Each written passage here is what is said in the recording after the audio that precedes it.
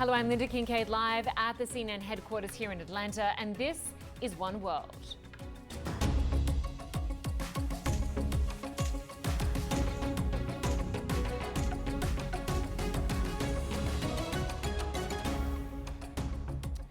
No women, no ousted Afghan officials, and no moderates. We're getting our first look at the Taliban's new hardline government in Afghanistan.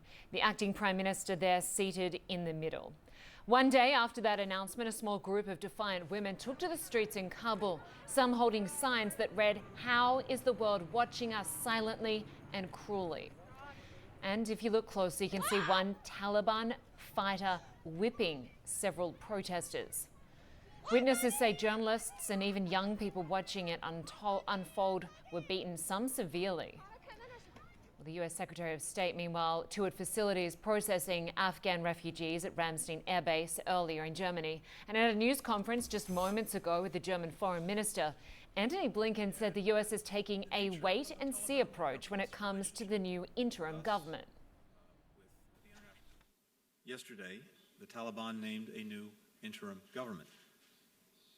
We're assessing the announcement, but despite professing that a new government would be inclusive, the announced list of names consists exclusively of individuals who are members of the Taliban or their close associates, and no women. We're also concerned by the affiliations and track records of some of those individuals. We understand the Taliban has presented this as a caretaker cabinet. We will judge it and them by its actions. US Secretary of State Antony Blinken speaking there. Well, it all comes as Afghanistan spirals deeper into a humanitarian crisis.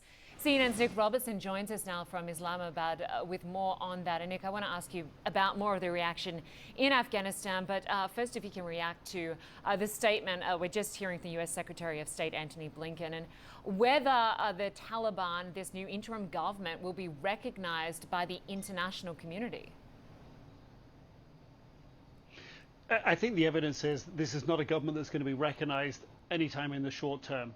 What we have heard from the German foreign minister, from the spokesman at the European Union, coming from a meeting between a top Russian security official meeting in India with the Prime Minister, Foreign Minister and his counterpart in India, what we've heard from the Chinese Foreign Ministry spokesman, has all been versions of what we heard from Secretary of State Antony Blinken, and that is, appeals for the Taliban to be more inclusive, to have a representation of minorities, ethnic minorities, to have a representation of women. So I think the general sense, from the big, powerful nations around the world, voiced in different terms, but the overall message to the Taliban is, this is not what you were speaking about when you said it would be inclusive.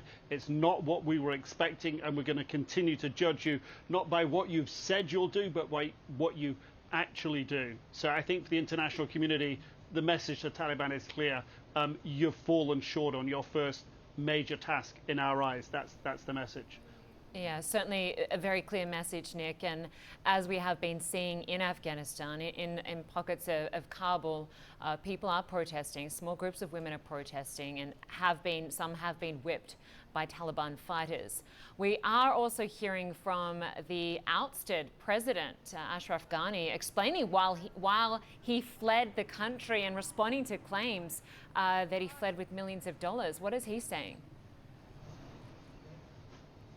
Yeah, he's saying in this statement that, he owes the people of Afghanistan an explanation for what happened. And he said he was advised by his security officials that he would have to leave, and that he thought leaving Kabul at that moment was the right moment because it would spare the city from further violence. He seemed to suggest that it was a surprise that the Taliban were so close.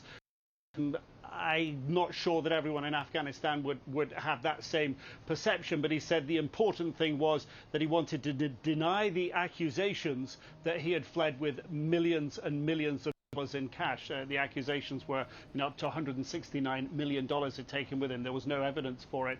As to what happened in Afghanistan, he said that would have to wait for another time, but he would explain to the country at a later date, all the things that were going on and what happened precisely. All right, Nic Robertson certainly doing some very long hours for us in Islamabad, Pakistan. We really appreciate it. Thank you. Well, this hour we will have much more coverage on the situation in Afghanistan, including my conversation with an Afghan human rights lawyer who has now gone into hiding.